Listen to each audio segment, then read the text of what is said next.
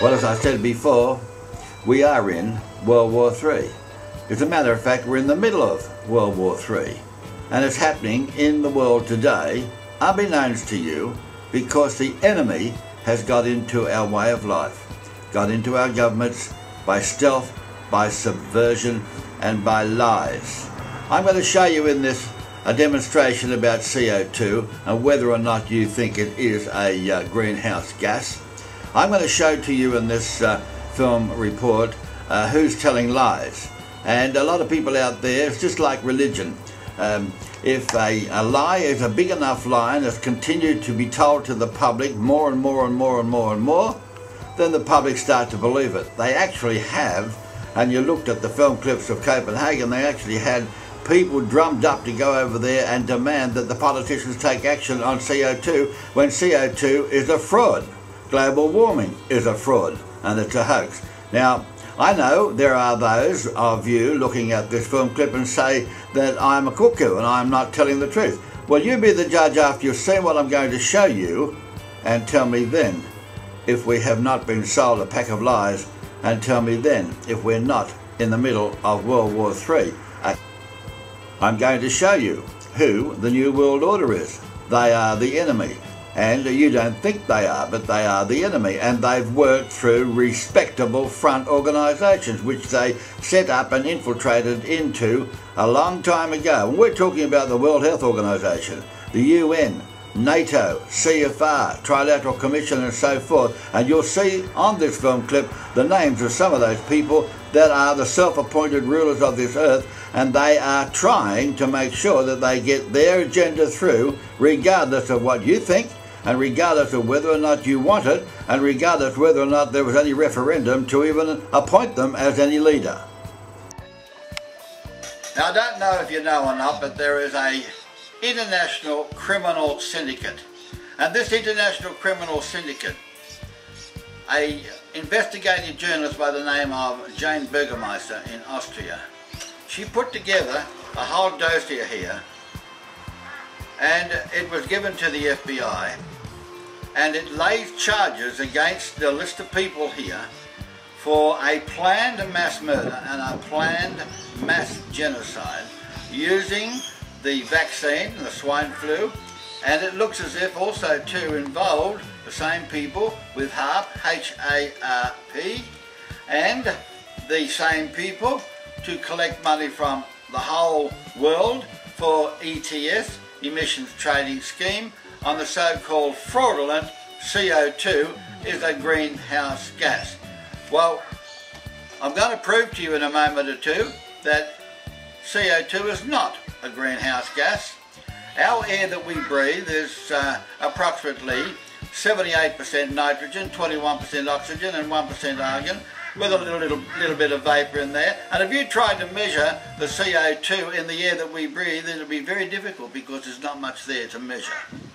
And being heavier than air, heavier than oxygen, as we're going to show you in a demonstration here before, I'm now going to read out to you the list of the world leaders that have been put into this FBI file, and you're going to get the shock of your life who they are.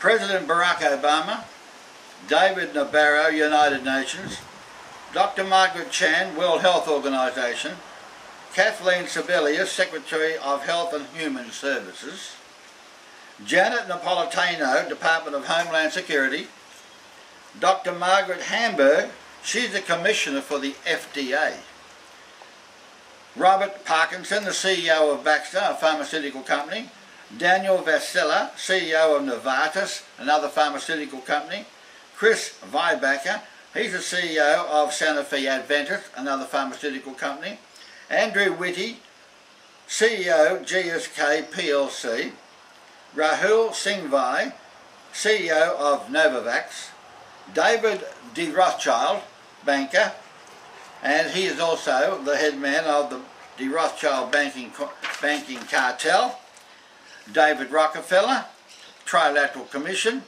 George W. Bush, ex-president of USA, George Soros, William Henry Gates, Bill Gates, Michael O. Levitt, Jeffrey Taubenberger, James Robertson, and the list goes on. These people have been listed in a criminal action with the FBI, and this is the whole file which you can get on the internet, and these are the people, together with the man who was told the whole world CO2 was a greenhouse gas, Al Gore. Over 30,000 scientists are suing Al Gore for fraud, suing Al Gore for fraudulent information. And you're going to see now why when we show you conclusively that CO2 gas is not a global warming gas at all. Now I'm just starting to light these candles again, and I'll put them in the fish tank, and we'll just do one more demonstration of the CO2 and showing you that CO2 is heavier than air, it's heavier than oxygen, and when I pour in the CO2, which is an odourless gas, a clear gas, you can't see it, but watch what happens when it extinguishes these candles when I pour it in.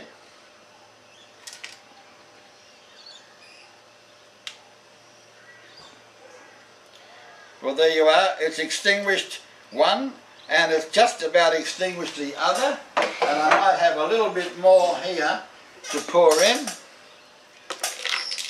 And that made sure, look, that made sure that that candle was snuffed out. It was snuffed out by CO2 because it no longer, the candle no longer had any oxygen or air to breathe, and the fire couldn't exist. And you can see now proving to you conclusively that CO2 is needed in photosynthesis. It is needed to keep the plants alive. And where is it?